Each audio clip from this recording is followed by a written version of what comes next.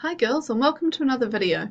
Today we're going to be looking at figuring out what's been oxidized and reduced in an electrochemical cell, or rather recapping that from our last video, and also calculating the voltage of an electrochemical cell using standard reduction potentials. So really both of these processes involve standard reduction potentials. And if you haven't already, I'd recommend that you go onto the Team Drive and download the table of standard reduction potentials that I've put up there for you, because that will be a really good starting point. Will make a lot more sense of some of these things. So identifying what's been oxidized and reduced, as I said earlier, is that the one with the more positive standard reduction potential is what will be reduced, and the one with the more negative standard reduction potential is the thing that will be oxidized.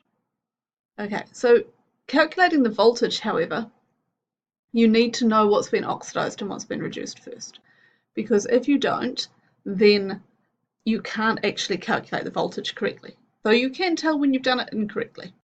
So the standard reduction potential, or E0 cell, so that is the overall voltage for the cell, the electromotive force for the cell, is calculated by taking the E0 value for the reduction reaction, the reduction half equation, which you get off the table of standard reduction potentials, and then subtracting from that the E0 value for the oxidation half equation.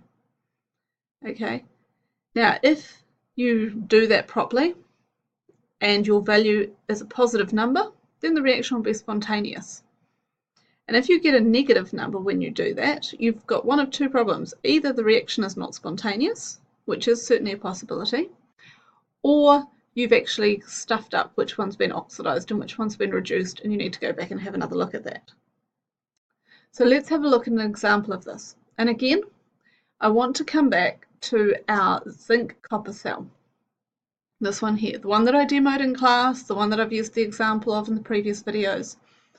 Now, for this particular reaction, we can calculate the voltage for the cell voltage. And we calculate it, always write out the equation first, okay? If I ever get pieces of work from you that don't have equations in there, the first thing I will write on it is WTF. Where's the formula? Okay, so start with your formula, because once you've got that written down, it helps frame your thinking. So we need the E0 value for the reduction reaction. That's the copper 2+ being reduced to form copper metal. Now off our table, you'll find that that is 0.43 volts. Then we need our E0 value for our oxidation reaction, and that is zinc turning into zinc 2+.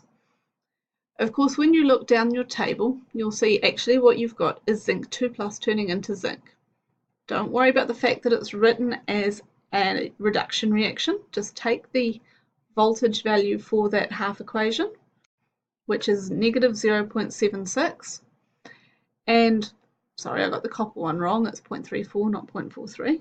So you put them together, so the copper one, 0.34, minus the zinc one, negative 0.76. Sometimes you'll find yourself minusing a negative number, and you get your voltage for your cell, which is plus 1.10 volts.